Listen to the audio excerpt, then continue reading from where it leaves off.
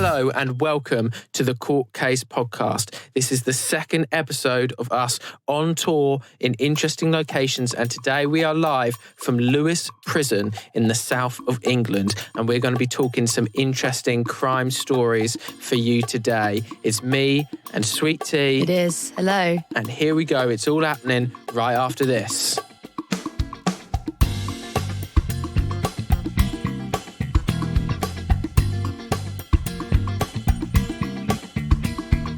Hello, everybody. Welcome. How are you doing, Sweet Tea? Not too bad. How are you? I'm pretty good. I'm really enjoying this tour we got with Audio Yeah, Mango. it's fun. I'm going to dive straight into this first. Absolutely. Possibly the most ridiculous headline I've Right. seen all week. Involves some sort of criminal. You ready for this one? Mm-hmm. Doctor apologises for letting a registered sex offender onto a retreat for sex assault survivors. What? What? What an idiot. If I had a chance to do it all over again, this would not have happened, said Dr. Manuela Oano. Oh my God. How does that even happen? This is the one thing we didn't want to happen.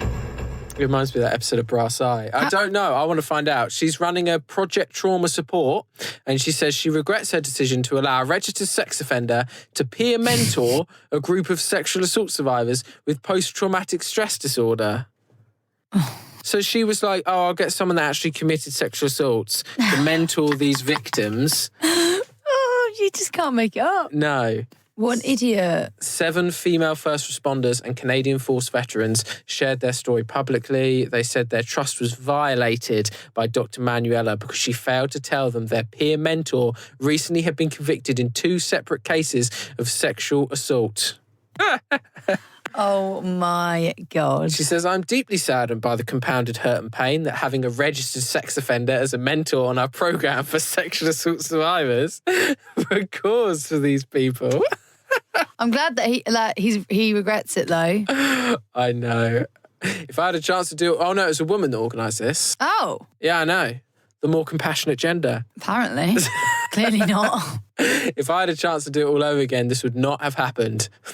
Well, I don't know what to say. I'm glad that she wouldn't do it again, I guess. Apparently, this happened after, originally when she was asked about it, she defended her actions and did not apologise. But now she is apologised. Oh, it's one of those, is it? You know, there's YouTube videos like, you're going to lose all your sponsors if you don't do an apology video. That's basically it. That's Yeah. basically the case, yeah. She so started weird. Project Trauma in 2015 as a suicide prevention programme. So a good cause. Started as a good cause. She now has a code of conduct. Oh, she has it now. I thought most businesses needed that from the get-go. Oh, no. That just says it all. Yeah, we fully intend to continue to offer our programming as we feel it is unethical to cease our mission that has resonated with so many. So, do you ever think you would make that sort of mistake, T? No. No? I don't think. I think it's a pretty easy mistake to make. Yeah? Yeah. Do you want to see another mistake? Well, I don't think I don't think they were making a mistake, but I think they meant to do this. But do you want to hear another ridiculous one? Yeah, go on. A young man cuts off his grandmother's head and boldly sends it to the police. What? Yeah. He cuts off his grandmother's head and sends it to the police. Why? How? The murder suspect, according to reports, placed his grandmother's head in a plastic bag before sending it to the police station. Oh. I want to know what he did with the the rest of the hell? body, is my question. Why do you want to know that? Oh, you need a drink when you're hearing these stories. Yeah, you do. That's vile. Yeah, I know. She's like a knife and just... We're going to find out. at it. Upon his Oh, no. arrival at the station with the bag in April, the suspect reportedly asked the officers to open the bag. Police officers on duty could not believe their eyes when they found the freshly Fuck's chopped sake. head of the woman who was later discovered to be the suspect's grandmother. That's disgusting. Is there a motive to this? Is there a motive for chopping off your nan's head? It remains unclear for now what motivated it for him to do what he did and whether or not he is in the right frame of mind. Clearly not in the right frame of mind. This was in Ghana. Mm. Apparently, they've been having awful stuff the past month. Apparently, there was a killing of an 11-year-old 11-year-old. 11-year-old boy in the central region, and which was committed by a 20-year-old student at a high school. Some heavy stuff. Yep. And there was also a police officer that stabbed someone a farm labourer to death. They're not having a good time in Ghana. It's not the tourist hotspot. Jesus. Yeah, but... Not very nice at all. No. God, if it's not bad enough sitting next to a prison, and now I'm hearing all these horrible crimes. Have you ever, experienced a crime or, something of that calibre happened to anyone in your immediate family or friends or anything like that? Luckily not. No, because, where we live, I don't think... We don't often have crimes of that nature happening too much. But, obviously there was the stuff in Bognor with the cinema, which... That is literally so nothing. That is nothing in comparison to that. It's not a gruesome death, but it's it's not... It's drugs. Okay, and this is murder. How is this any I was trying to relevance? get somewhat close. Oh, this is one which I'm happy to talk about, okay. which is something which I find really strange, but this is something that happened in my hometown. Okay. And we'll talk about this. Oh. We'll get to the main topic. Is it the woman that was... Shh. Okay. I want to paint the picture. Okay, go on. Paint the picture. I didn't want you to lay it out bitch. right straight away. Right. So I went to school with this young boy. I don't want to say his name, so we're going to call him Marcus. It's nowhere near what his name is. It's not even the same first letter, I think. So, I've understood. Carry on. So Marcus and my mum used to walk to school with his mum. Right. So we knew each other fairly well, but we didn't, after primary school, we drifted. Only rarely see him, sometimes walk around the village. About 3 years ago, his mum walked out of the house and then went missing, wasn't heard from again. No one knew where she disappeared off the face of the earth. No one knew where she was. That's horrible. There was missing posters up, everything. She was gone for about a year. Jesus. And you know what? No, we can say there's no point in me being anonymous. It was all over the news. We can say it was Helen Slaughter was her name, was the mother's name, and she went missing. And she was gone for about a year, and then I believe a year and 8 months. It was around November, I think, of not last November, the November before. They found her body, and it was opposite. It was in the field opposite my house. Yeah. Her body had been laying at the back of that field for a year and 8 months. It's disgusting. It's mad that That's someone so can scary. just walk. I don't know how We she don't know died. how. We still don't know how, do we? But I don't know if she just went there and just lost the will to live, froze to death in the winter. I don't know. But her body was laying out there for over a year and a half, literally opposite my house. If I it's mad to me. That's so horrible. That can happen. And I feel I feel devastated for Marcus. their family. Yeah, Marcus. But I just find it flabbergasting that was literally outside my window. Yeah. For so long. It's tragic to think that. No, it's quite scary, to be honest with you. I couldn't believe it when you told me that. Yeah. But our main topic for today, which we're going to crack on with, is some very famous crime or a very famous court case thing has started crocking up a little bit lately, particularly in Australia. Right. So when you think of Australian people, when you ask someone to do an impression of an Australian, what do people normally say? Like shrimps on the barbie or something. They say that, yeah. They normally say something else as well. They normally go like, "Oh, a dingo ate my baby." I've literally never heard that before. Well, then you're a dingo because that's been a lot of times. It's in loads of movies. If someone does an impression of an Australian, it'll be shrimps on the barbie, or it'll be a dingo took my baby. Dingo's got the baby. The dingo's got my baby. But anyway, now Australians are starting to say, "Well, hold off a minute. This was a real thing that happened. It was a tragedy. You know, should that be what the impression of our people is? You know, should it be taken lightly like that? You know, is that the right thing to do?" Which I think fair enough.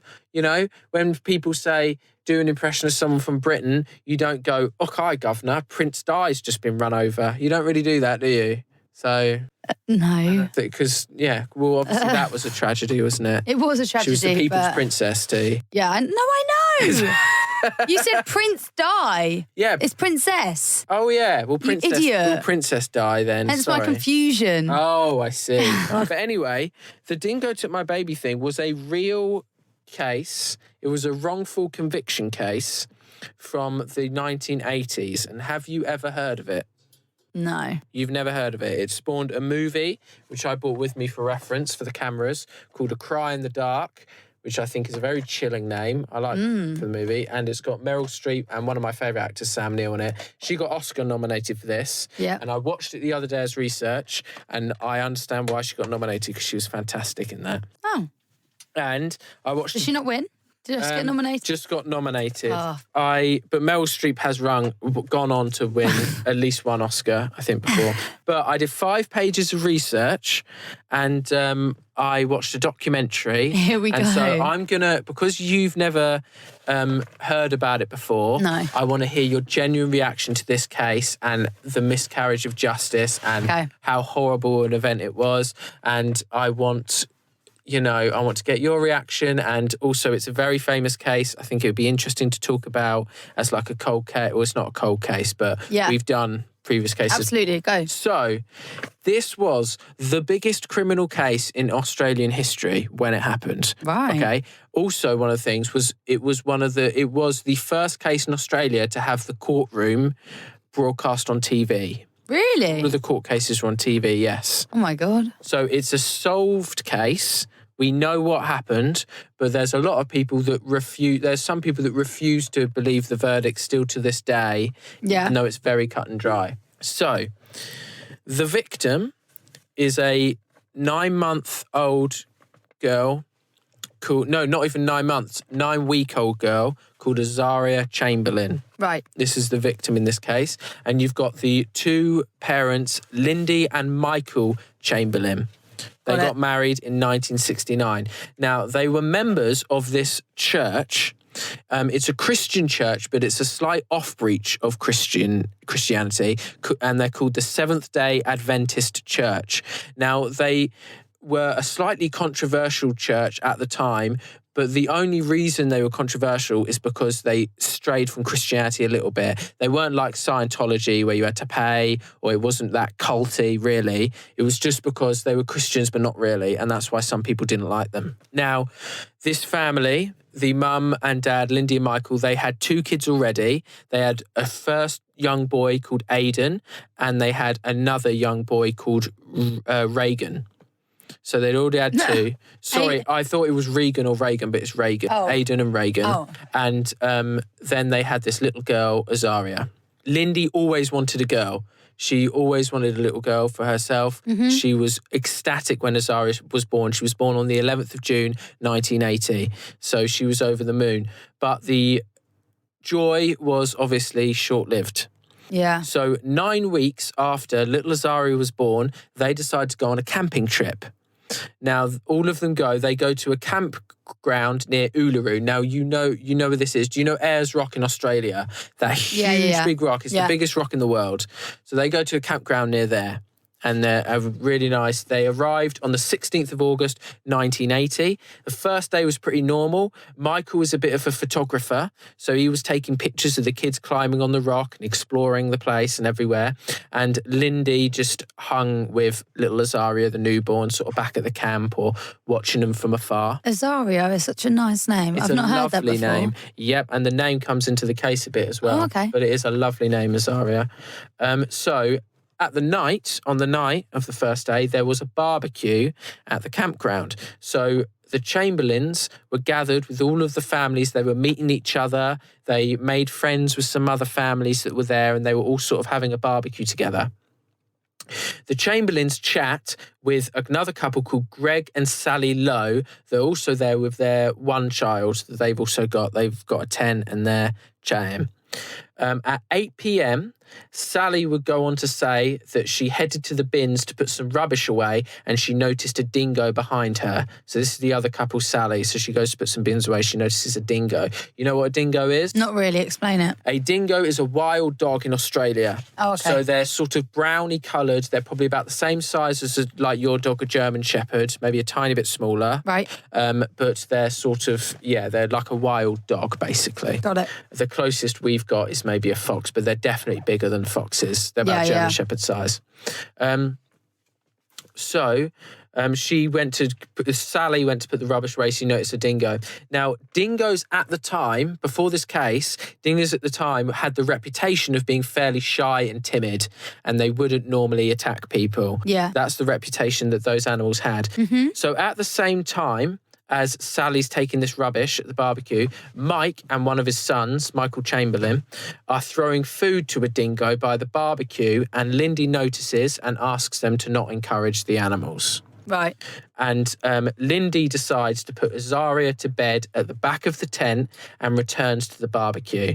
Now, in the tent is the other son, Reagan. He is also asleep in the tent at the same time. Got it. So then, after what happens here, two narratives form of the case. One is absolutely true. The other, we will get to why this narrative is formed. But the one I'm going to tell you now is what happened and what actually happened. Right. So after Lindy puts Azaria to bed in the tent with Reagan in the tent, that she goes back briefly to join everyone else at the barbecue, and then she hears crying coming from the tent, literally just a few minutes later. She goes to check and she sees a dingo leaving outside the back of the tent. And she sees blood everywhere outside of the tent, and she sees dingo tracks leaving the tent. Right? She runs from the tent screaming, my God, the dingo has got my baby. And the campsite springs into action. 300 people, the baby's no longer in the tent. A dingo has run off with her baby. So there was two babies in the tent, but he only took... Well, there was a 4-year-old asleep, and there was obviously a young 9-week-old Azaria. weak baby. Yeah. And so the dingo had made off with this baby. She runs back. There's blood everywhere. She says, a dingo's got my baby. So the campsite springs into action. 300 people that are around the camp come in to help them. They form a chain along, so they all link hands and walk across where the dingoes run off to so they don't miss anything to try and look for this baby. Now, police officer then shows up. His name is Frank Morris. He's the first officer on the scene. Okay, He notices blood on a rug in the tent, and he notices paw prints leading away from the tent. Yep. Now, the tent was never properly examined nor properly photographed. All people had to go on was the word of the policeman versus the word of Lindy Chamberlain. Right. So no one took thought to take That's photos so of the tent. stupid. Yeah, exactly. They got some on the night. They got some Aboriginal trackers. Now, Aboriginal are native Australians that lived off the land there to track the dingo prints, and they tracked the dingo prints until they couldn't track them anymore. Now, they noticed drag marks on the sand and some shallow dips as if the dingo was dragging something with its mouth, clearly the baby. Yeah. And they also found some impressions in the sand as if he had dropped the baby to take a breather, then pick it up and keep on dragging. Oh my God. So there was proof from the tracks that the dingo was taking the baby. Now, after that, and also one thing was the imprints in the sand, they had the impressions of a knitted garment. So it was clothes, like the baby's clothes in the impressions. Now, there was 4 officers assigned to the case the day after this all happened. Now, some officers accepted the Chamberlain's versions of events, but one officer that was there, John Lincoln, did not. He refused to believe that a shy, timid dingo could carry a 10-pound baby away. Right. And so even after an officer pointed out that there had been other attacks in the area around the same time, none of them fatal, but there had been other attacks, he was like, no, they're shy, timid dingoes. They haven't. Not gonna, that hasn't even happened. though there's blood all over the tent and there's dingo tracks running away from the tent. So, but dingoes can be brave when in search of food, like you can see, like foxes can be as well. But since 2001, there have been over 98 dingo attacks recorded in Australia. So it's not too rare now. Now, on the 24th of August, a tourist visits Ayers Rock again. Yeah. And he spots clothes resting on a boulder baby's clothes, Right. a torn nappy, and a jumpsuit. Now, Frank Morris, the first policeman that was there, he came and collected them. They were 3 miles away from where Azaria went missing. They were baby's clothes. Now, all of Azaria's clothes were there on that boulder except this one knitted jacket that she was wearing over the jumpsuit, which this becomes really key to the case. Yeah. The fact that the knitted jumpsuit is not there. It's not the there, knitted jumper's not there. Yeah. So all there was the jumpers and the nappies. And Lindy insisted that Azaria was wearing this knitted jacket over those when she went missing. Yeah.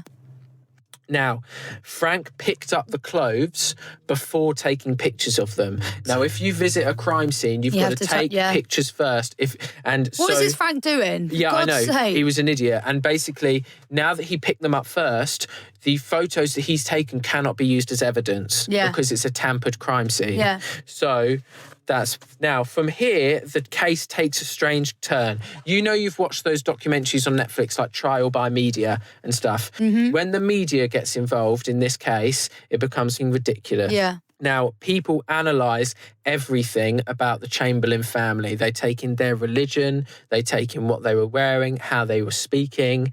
Now, the media, they did not like the Chamberlain's religion, as I said earlier. Yeah. They didn't like there was an offshoot of Christianity and stuff. And so the media began to paint the picture that Mike and Lindy were part of a cult that believed in child sacrifice and that they'd gone to Uluru to sacrifice their child. Holy is one of the shit. things that was painted, And but the thing was that, like, they interviewed everyone that was at the camp and they all corroborated Lindy's stories. They all said that was what was happened. But people who knew the family, some people tried to start rumours and it just sort of went overblown.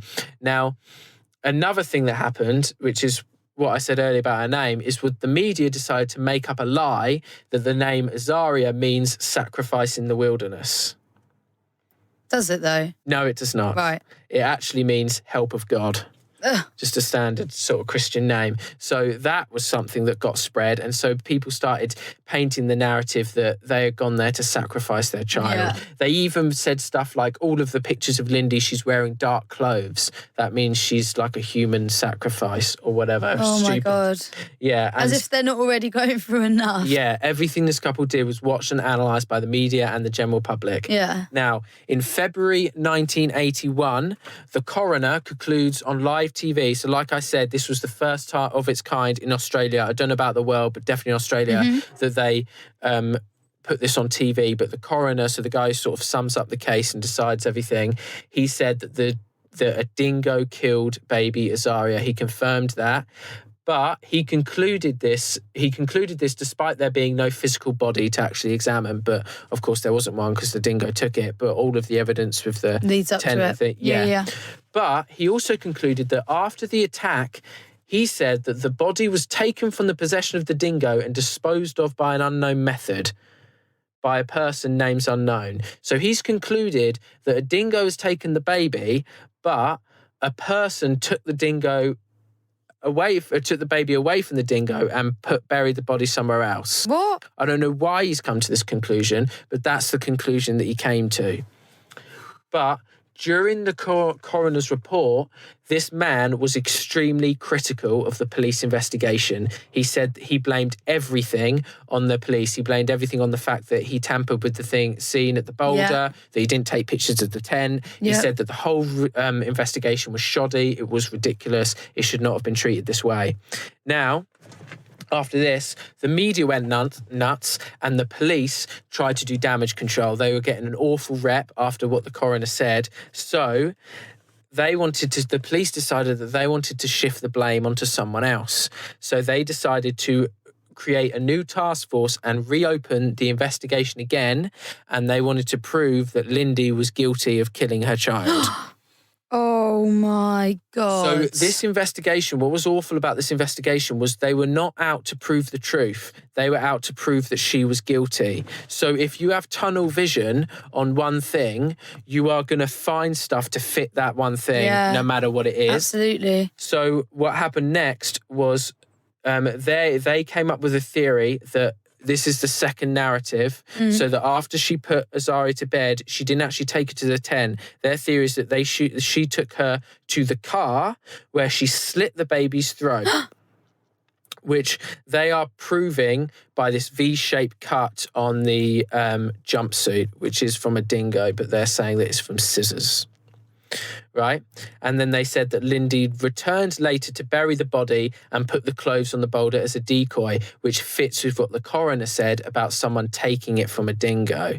So they are using what the coroner has said to fit their narrative that Lindy killed her baby. Right. Which also, they don't even have a motive because Lindy loved her daughter and she was desperate for a kid. Yeah. There's no reason why she would kill this child. Yeah, no, there isn't. Yeah, so the couple also had no criminal record and no record of mental illness before this either. So they were straight-laced, normal family, no violence, no nothing. So, but the thing is, what was strange is like, if they painted it as an accident, then they could, it might have seemed a bit more believable, but they were painting it as a brutal murder that she went in and killed her cold blood. So, September 1981, the task force re-interviews all of the witnesses and they raid the Chamberlain's house. They seized loads of boxes from their house and they seized their car.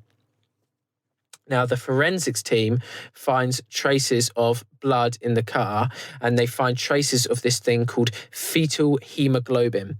Now, fetal hemoglobin is a sort of chemical. It's a thing that appears in babies' blood up until you're a certain few months or like a couple years old. Then you won't have any more fetal hemoglobin, but babies have that. And they found traces of this hemoglobin in the car. But the thing is, you can't just get this fetal hemoglobin from blood. You can get it from kids' saliva, from babies' snot, from babies' vomit, anything that comes out of a baby's body will have this in it. But they use this to say that it was blood and that she was killed and bled out in the car because this fetal hemoglobin was in the car, confirms it. And they also found a handprint on the jumpsuit, which they are saying belonged to Lindy. So, in December of that year, a second inquest was ordered, and in February 1982, Lindy is charged with the murder of her daughter, and Michael is charged as an accessory to the murder. This was also broadcast on TV. Oh my God. And a massive court case ensues. Now, the prosecution argues that Lindy killed Azaria and tried to make it look like a dingo attack. And Lindy kept insisting that her baby was wearing this jacket, and that because one of their arguments was that there's no saliva on the jumpsuit. There's dingo saliva, and she was wearing a jacket that would have absorbed it. And the jacket's not been found. Fuck. When asked why there was no dingo saliva on the jumpsuit, I just said that. I've just reread my notes.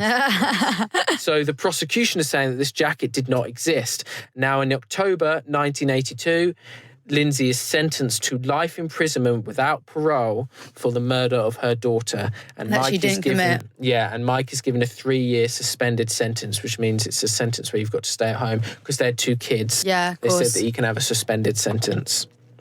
All right. Now, this is all despite the fact that the evidence was circumstantial. They still don't have a body. They don't have a motive.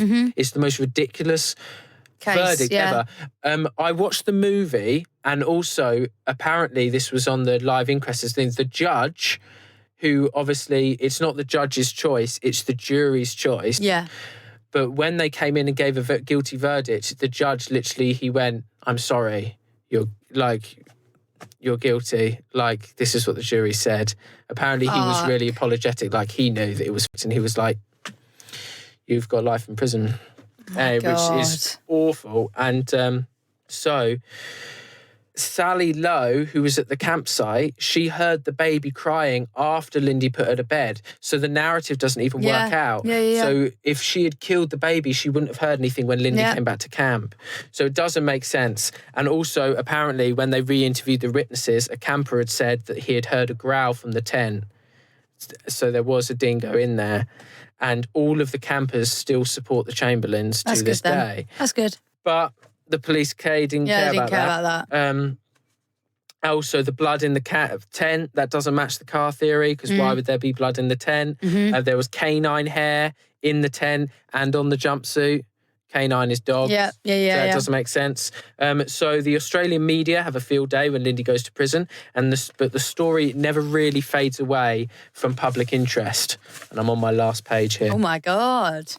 Getting through them. The country has split opinion. There's people think she's innocent. There's people think she doesn't. Lindy has a second daughter in prison. She's pregnant when she gets the verdict. And now she has a second kid while she's in prison, which is obviously very sad. And she never cracked under this was the thing about Lindy as well, is she was one of these women or one of these people that... She must have been pregnant before she went into prison. She was, yeah. She was pregnant before she was sentenced. And she was one of these people that... she was very emotionless. She didn't give her emotions away. She was very cool. She was very composed. Mm-hmm. And so when people saw that in the media, she thought that looked like a guilty person. But when she was talking to her lawyers, she was like, I'm never going to win. If I start getting emotional in court, they will say I'm being melodramatic and I'm hiding something. If I'm too emotionless, they'll say that I'm a cold-hearted killer. Yeah. She's like, there's no way I'm going to win. The media will paint me bad either way. Yeah. So that is why there was so much split opinion on her. And Michael wasn't judged as much. But, I mean, I don't know if it's because he was just accessory to it or because Lindy was a woman. But they judged her with a fine, bloody tooth comb. She appealed multiple times while she was in prison, but she was denied every time. But then on the 2nd of February 1986, this was 3 years after she was sentenced to life in prison, the case is blown wide open. And something mad happens that changes it all. Right. Okay. I'm intrigued. So, what is it? A British backpacker decides to climb. Brighton. Yeah.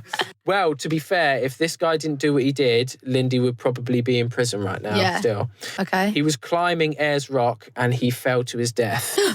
Yeah, he died. And the police searched for his body for 8 days around Ayers Rock. And in this search, they found something extremely important. The jumper? Yeah, they literally meters away from this guy's body, they came across a white knitted jacket. Meters away from this guy's body, they found a white knitted jacket that belonged to a baby. Yeah. And it was really, really close to a dingo's nest. So this was the jacket. Yeah. It was Azaria Chamberlain's jacket that Lindy insisted she was wearing when the dingo took the baby. And so Lindy is released from jail 6 days later, pending an investigation. The blood found in the car, this is the most ridiculous one. They got Quick more question. people in. Yes. So she was pregnant, she had a baby in prison. Does that baby then get taken to the home? What happens? She got an hour with the baby and then it was taken, Michael was there and then Michael took it home and had to stay home. So she hasn't seen that baby for 3 years? Yeah. Fucking hell. They've done visits, stuff, yeah, and but that's she's nothing. Waved to each other from outside the prison. That's what happened in the movie anyway. Jesus Christ. It's really sad. But she's released from jail 6 days later. There's a re-investigation. They get some more forensic people in who find that the blood found in the car turned out to be chocolate milkshake. Yeah, it was that out of order. Oh my God. And in September 1986, the Chamberlains are awarded $1.6 million in damages, but that was barely enough to cover their court costs. Was it? They basically didn't get anything. There was no public apology, and not long afterwards, Lindy and Mike get a divorce. No! Yeah, it ruined their marriage, and this whole thing ruined everything for them. Yeah. It ruined their marriage. They lost their baby, and it took 32 years. In November 2012, it took 32 years for Azaria Chamberlain's death certificate to be changed to dingo attack. She kept fighting for that for years, and it wasn't until 2012. But it was a pretty ridiculous story. Hell. Can you imagine being dragged through that? That's horrible. Yeah. Have you got any questions? No, I mean, pretty much had the full notes and answered everything. I painted a picture. Yeah, you did. I feel so bad for the mother. Awful. And I'm gutted that they had a divorce over it all. Yeah, I know. That sucks. really sucks. I hate things like that because like you want them to, they need to be together to get through it together, and it ends up breaking them. Which they did, because I mean the movie is apparently fairly accurate to what happened. When I was watching it, the husband was really supportive, and there was one scene where I thought was really good acting from him, where basically because they're a fairly Christian family, so he was doing a lot of the work and she was looking after the baby from home. Like a few weeks after they came back from Ayers Rock, he like breaks down crying from her. It's like, I didn't even have time to get to know her, like, and stuff. And he was like really sad. He was like, I really wish that I'd have been in her life more. And it was really sad. And yeah, it was really good. I recommend you watch this. Yeah. It's actually a really good film. I do really like courtroom like movies. But do they do an Australian accent in it? They do. Meryl Streep does a bang-on Australian accent. It's fantastic, yeah.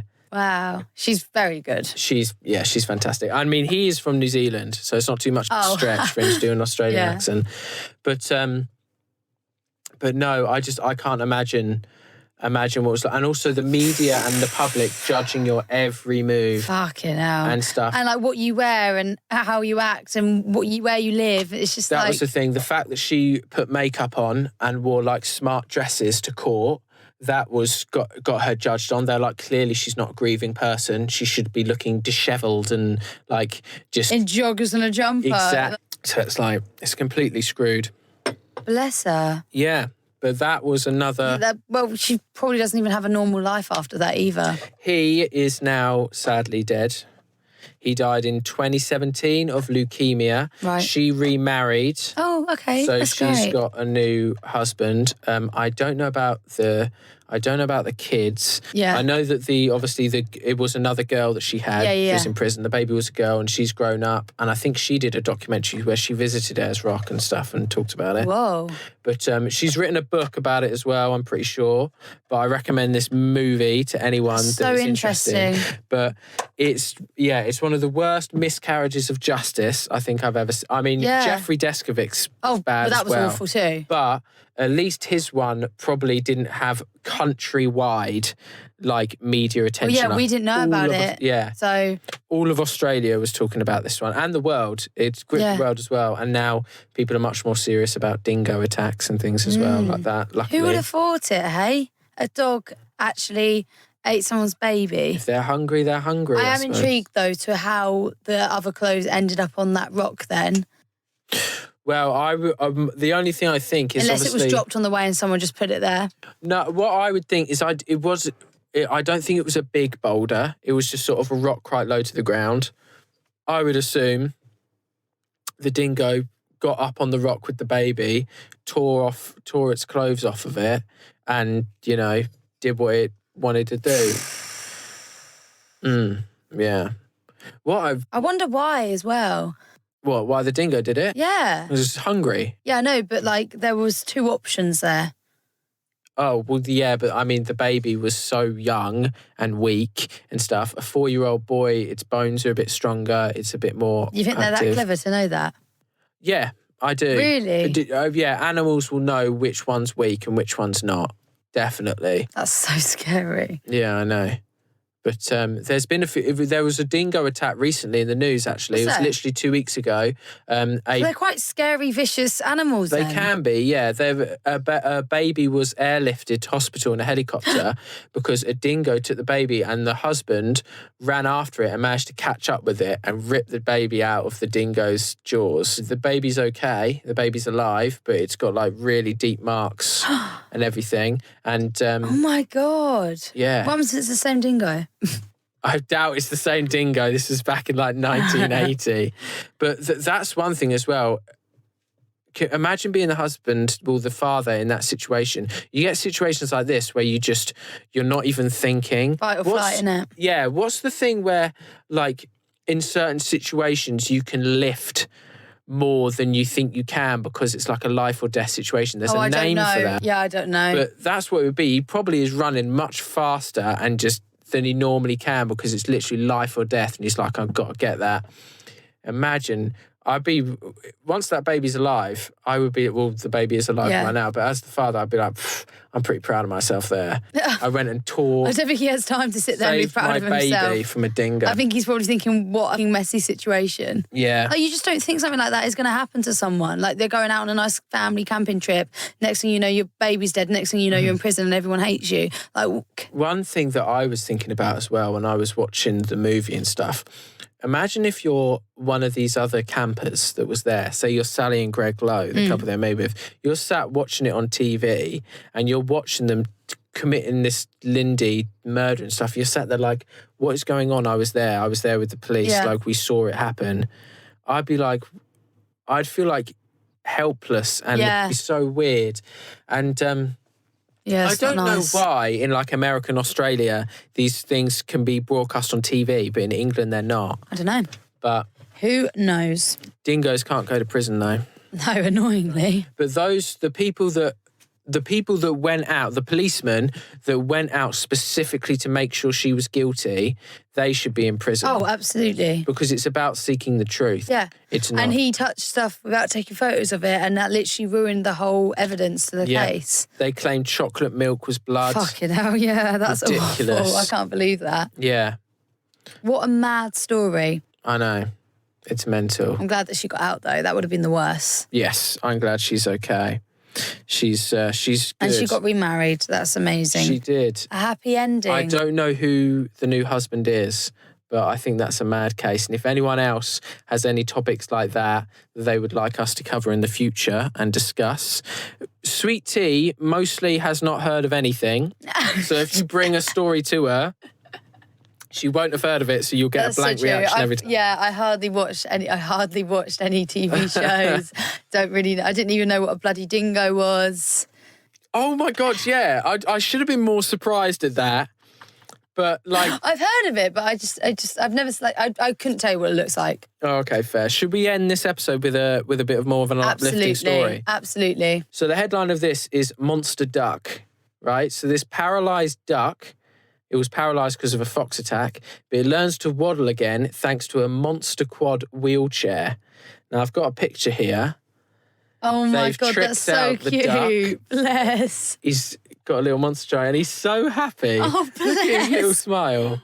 I love that. He's called Kiwi the Duck and he was paralysed in a fox attack but is learning to waddle again with a souped-up monster quad wheelchair. You'll have to screenshot that so we can post it when we release this episode so everyone knows what we're on about. Yeah, I'll just screen grab that now. Oh. I mean, I've got it on the video. Yeah, but if we don't post the video, check out the story. We've got the photo on there. When she first came to the sanctuary, we weren't really sure if she could ever walk again or have any quality of life at all. Ducks love water, so we decided to put her into a bath to see if she had any use of her legs. This is what I mean. Compare it to last week's story about the YouTubers that put their dog down because of one nip. A lot of people would see this duck that was gravely injured and they would just put it out of its misery. Yeah. They've gone, nah, we can give this duck a life. Let's make him a car or whatever it is. But that's fantastic. I think that's a nice, sort of healthy thing to end the show on. Absolutely. Nice, good note. Have you enjoyed this episode? You found it interesting? Yeah, no, definitely. I learned a lot. It's pretty mad talking about all these things outside of the prison. Very spooky. It's literally like a movie. You've got like crows going around the towers. Bars on the windows.